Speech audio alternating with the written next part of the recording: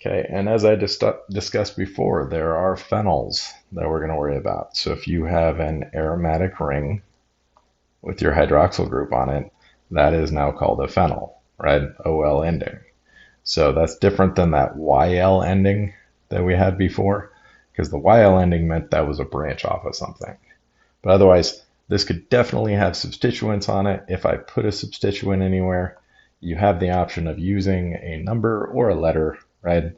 Since that fluoro is in the meta position, I'm probably just going to use that letter.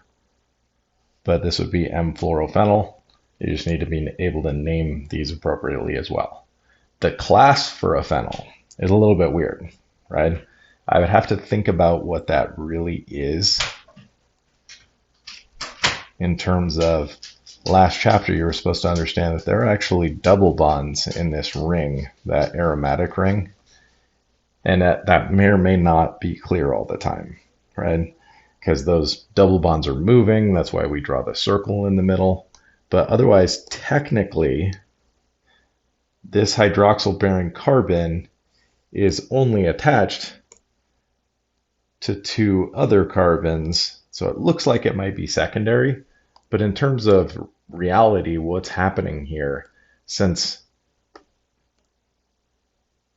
this carbon is attached to that carbon twice, this essentially acts like a tertiary alcohol. So since one of those carbons is attached twice to that hydroxyl-bearing carbon, and there's a third carbon, right, as a result, that's going to be basically tertiary. But really, phenol's its own class. I don't want you to classify these, so don't put the 3 next to it. Just understand that that's what they look like. That's what they act like. So it's like a tertiary.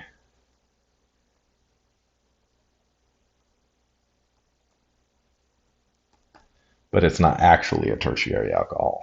So for our purposes later, when we want to know if a reaction will happen or not, this, if it doesn't work for a tertiary, it also won't work for a phenyl, right?